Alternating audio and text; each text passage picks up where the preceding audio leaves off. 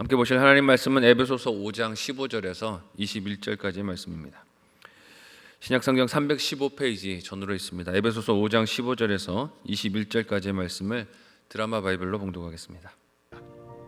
그런즉 너희가 어떻게 행할지를 자세히 주의하여 지혜 없는 자같이 하지 말고 오직 지혜 있는 자같이 하여 세월을 아끼라. 때가 악하니라. 그러므로 어리석은 자가 되지 말고 오직 주의 뜻이 무엇인가 이해하라. 술 취하지 말라. 이는 방탕한 것이니 오직 성령으로 충만함을 받으라. 시와 찬송과 신령한 노래들로 서로 화답하며 너희의 마음으로 주께 노래하며 찬송하며 범사에 우리 주 예수 그리스도의 이름으로 항상 아버지 하나님께 감사하며 그리스도를 경외함으로 피차 복종하라. 아멘. 함께 읽은 본문의 말씀을 가지고 좋은 열매를 위한 여정이란 제목으로 말씀 나누고 기도하겠습니다. 어제 본문에서 바울은 그리스도 안에서 새 사람을 입는 성도가 빛의 자녀로 걸어가는 존재라고 했습니다. 그 열매가 착함과 의로움과 진실함으로 맺혀진다고 했는데, 이 비유에서 우리가 예상할 수 있는 것은 열매가 맺혀지기까지 무슨 시간이 필요할까요? 인내하는 시간이, 기다리는 시간이 필요할 것입니다. 견뎌야 하는 과정이 있다는 것이죠. 가을이 되고 추수하게 될 시점이 이르기까지 농부들은 열매를 좋은 상태가 되게 하기 위해서 많은 수고들을 합니다. 가지를 치기도 하고 밤낮으로 좋은 열매를 위하여 여러 작업들을 해야 할 것입니다. 바울은 오늘 본문을 통해 열매를 맺기까지 만나게 될 상황과 저항들이 있는 것을 이야기해요. 그것들을 어떻게 처리하면서 좋은 열매를 기다려야 하는가 하는 것을 우리에게 증거합니다. 먼저 바울이 말하는 열매를 위해 성도의 중요한 사명이 무엇이라고 합니까? 함께 15절에서 17절까지 오늘 본문을 한 목소리로 읽어보겠습니다. 같이 읽습니다. 시작. 그런즉 너희가 어떻게 행할지를 자세히 주의하여 지혜 없는 자같이 하지 말고 오직 지혜 있는 자같이 하여 세월을 아끼라. 때가 악하니라. 그러므로 어리석은 자가 되지 말고 오직 주의 뜻이 무엇인가 이해하라. 아멘. 바울은 어제 본문에서 에베소 성도들에게 사랑 안에서 행하라, 즉 사랑 안에서 걸어가라 라고 했지만, 오늘 본문에서 그 길을 걸어가는 방식이 자세히 살피는 주의력이, 분별력이 필요함을 이야기합니다. 이 말은 어제 말씀과 같이 열매가 있는 것과 없는 것을 분별할 수 있어야 하고, 무엇을 하나님이 기뻐하시는지 혹은 하나님께서 그렇게 여기지 않는지를 분별하라는 뜻일 것입니다. 아무렇게나 걷는다고 무조건 목적지에 도착하는 게 아니라는 것이죠. 특히 읽은 본문에서 지혜 있는 자같이 자세히 주의하라라고 했는데, 무엇이 지혜 있는 길을 선택하고 걸어가는 길일까요? 만나는 여러 환경과 문제들과 선택들 속에서 어떤 것이 나를 넘어뜨리려는 유혹인지, 시험인지, 혹은 빛을 비추고 사는 길인지 분별하는 것이 아니겠습니까? 다수가 걸어가는 길이라고 덜컥 선택하고 가면 안 된다는 것이죠. 많은 사람들이 택하여 가니 안전할 것이라고 기대하면 안 된다는 것입니다. 자칫하다가 빨라 보이는 길이라고 선택한 길이 오히려 멀리 돌아가는 길이 될 수 있음을 우리가 분별해야 한다는 것이죠. 이런 측면에서 바울은 세월을 아끼라라고 말합니다. 과거 주일 설교에서도 다룬 적이 있었지만, 이 세월을 아끼라는 말에 킹 제임스 버전 성경은 이렇게 표현을 하고 있어요. Redeeming the time. 우리 성경의 각조에는 이렇게 나와 있습니다. 기회를 사라라는 말로도 나와 있어요. 시간을 악한 사용을 하도록 부추기는 유혹으로부터 구하라는 뜻이겠죠. 시간을 구속하라는 의미가 있습니다. 시대가 악하고 어둡지만 이런 시대를 빛의 자녀된 삶으로 밝혀 구원하고 회복시키는 것이 부르신 하나님의 기대라는 것을 알라는 것이에요. 남들의 시간 낭비하고 있으니 이렇게 살아도 되겠지라고 여기면 안 된다는 것입니다. 하나님께서 내게 주신 시간을 영혼 구원을 위하여, 나의 구원을 위하여, 주의 몸된 교회를 위하여 사용할 수 있는 지혜가 있어야 한다는 것이죠. 이를 위해서 우리가 갈 길을 밝히시는 하나님의 말씀을 날마다 주의하며 묵상하고 선택과 결정을 분별해야 할 것입니다. 말씀이 아니면 어디가 우리가 가야 할 방향인지, 멀리 해야 할 유혹인지, 따라야 할 인도인지 분별할 수가 없기 때문입니다. 그렇게 우리가 걸어가는 하루하루가 악한 때를 구원하는 혹은 구주하는 사명을 감당하는 성도들의 걸어가는 방식이자 남기는 발걸음이 되는 것을 잊지 말아야 할 것입니다.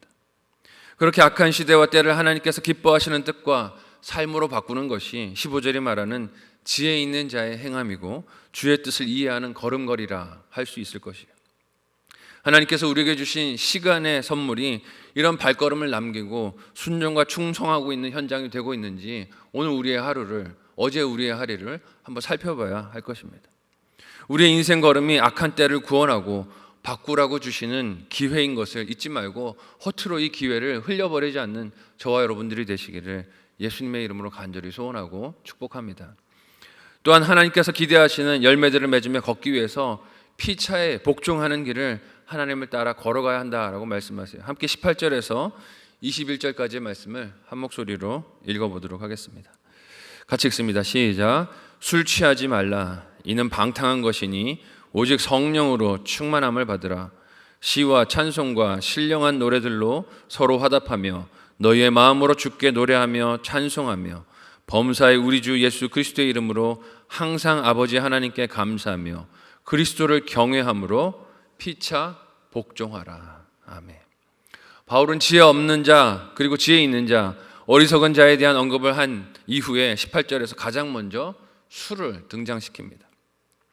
지혜 없고 어리석은 삶의 걸음을 주도하는 가장 대표적인 매개체로 뭘 이야기하고 있는 겁니까? 술을 이야기하고 있는 것이. 그만큼 성도가 하나님께서 원하시는 방법대로 걷는 길을 어지럽게 하는 것이 이런 술과 같이 우리를 넘어지게 만들고 중독에 빠지게 만들고 탐닉에 빠지게 만드는 것들임을 이야기합니다. 바울은 지혜로운 인생이 술이 아니라 성령으로 충만해야 함을 말합니다.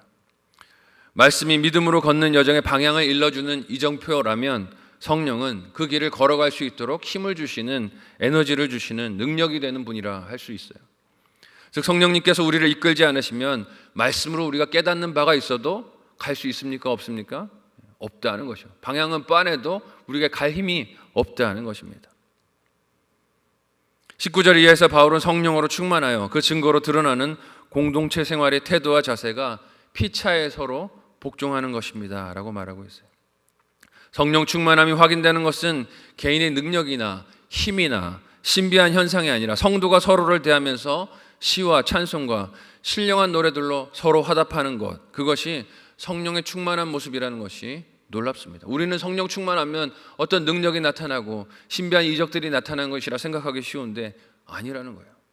시와 찬송과 신령한 노래들로 서로 화답하며 피차의 복종함이 성령 충만함의 증거라라고 말하고 있어요.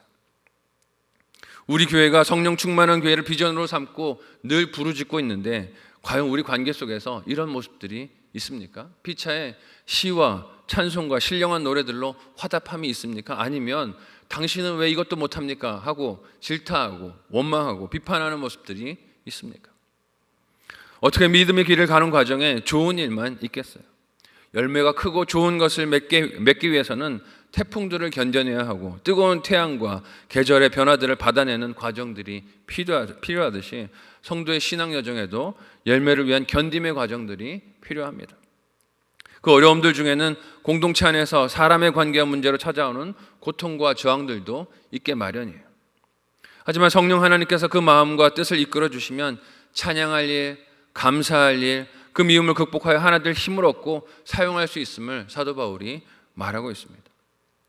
목장 예배가 다시 재개되기 위해서 지난 주일에 부부 목장의 목자들이 만났어요. 좋은 일, 은혜 받은 일들을 나눴지만 사실 부부 목장에 어떻게 좋은 일들만 있겠습니까? 낙심되는 일들도 있어요. 목자님들 하신 얘기가 그래요. 아예 연락을 차단하는 사람들도 있고 아예 번호가 이렇게 차단된 게 느껴지는 사람들도 있다고 이야기를 하세요. 낙심이 되죠. 이거 해봐야 무슨 소용이 있나 하는 낙심의 마음이 밀려들 수도 있을 것입니다. 여자 목장이라고 다르겠습니까? 마찬가지일 거예요. 함께 목장 예배 드리자고 권면하고 공동체 생활을 권해도 거부하는 사람들을 만나게 되면 마음에 낙심이 밀려들 수 있습니다. 그러나 잘 견디고 인내할 때 좋은 열매를 맺게 될 줄로 믿습니다. 인내 과정을 견뎌내야 한다는 것이에요. 성령 하나님께서 이끌어주시는 힘을 따라서 찬양하고 감사하고 미움을 극복하여 하나 될 때 좋은 열매가 반드시 맺혀지게 될 것입니다. 그래서 바울은 성령에 이끌릴 때 20절을 통해 말하듯 범사의 예수님의 이름으로 하나님께 감사할 수 있고 그 충만한 감사가 서로를 향하는 복종함으로 나타나게 된다고 해요.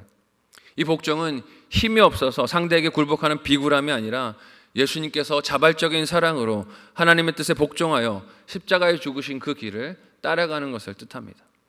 바울은 이를 그리스도를 경외하는 일로 부르고 있어요. 사람에게 복종하는 것이 아니라 하나님과 우리 주님께 복종하는 것이 서로를 향한 복종, 순종으로 나타난다는 것입니다. 그런 면에서 보면 지난 수련회에 참여하신 분들이 보여주신 복종의 모습이 얼마나 감사하고 마음의 은혜로 머무는지 모르겠습니다. 사실 앞에서 프로그램을 진행하고 숙소를 배정하고 시간을 정해 계획을 세우는 일들이, 사람들의 선택과 결정들이 얼마나 많은 실수들이 있겠어요. 다 내 마음에 들지 않죠. 내 눈에 부족한 것들, 미숙한 것들이 많이 보이셨을 것입니다. 그러나 참여하신 성도분들이 처음부터 끝까지 웃음과 이해의 마음을 잃지 않아 주신 것이 너무 감사가 됐어요. 순종하는 모습을 보여주신 것이 참 귀하다, 감동이 되었습니다. 수련회가 처음부터 마치는 그 모든 순간까지 부드럽게 흘러갈 수 있었습니다. 이유가 무엇입니까? 서로가 복종해 주셨기 때문이에요. 서로가 그 순간순간에 순종해 주셨기 때문입니다. 저도 시간 이끌어 가시는 담당자분들께 순종하려고 애를 썼고 프로그램을 진행하는 방식 그대로 따르려고 애를 썼어요. 근데 어떤 성도분들은 이야기해 주시는 거예요. 담임 목사님이 그렇게 사회자가 시키는 대로 다 해주니까 은혜가 되더라. 이거 나는 그냥 따라 해주는 거라고 생각했는데 성도들은 다 보고 있고 은혜를 받고 있었구나 하는 생각이 들어서 감동이 되었어요. 하나님이 기뻐하시는 열매를 맺기 위해서는 그 열매를 위한 인내와 기다림의 과정도 잘 견디면서 걸어가야 합니다. 그런데 그 과정이 피차에 복종하는 것이라고 하세요. 내 권리를 내세우는 게 아니라 내가 왜 이런 역할을 해야 되느냐고 주장하는 것이 아니라 피차에 서로 복종할 때 세상은 우리 교회를 바라보며 성령님께서 함께 하시는 증거들을 발견하게 될 것입니다. 성령으로 충만하면 서로의 관계 속에서 이루어져야 할 복종들이 나타나지만 그렇지 못하면 무엇이 나타납니까? 주장과 다툼이 나타납니다. 내가 교회 생활 몇 년인데 이런 일을 시키느냐고 원망하고 불평합니다. 해야 할 것은 하나도 하지 않고 권리만을 주장하려 합니다. 그러면 다투고 분열하게 되는 거예요. 그런 갈등 속에서 무슨 좋은 열매를 기대할 수가 있겠습니까? 오늘 하나님이 부르심에 합당한 발걸음을 배우고 나타내며 하나님이 원하시는 좋은 열매들이 맺혀지는 아름다운 인생들이 다 되시기를 예수님의 이름으로 간절히 소원하고 축복합니다. 아멘.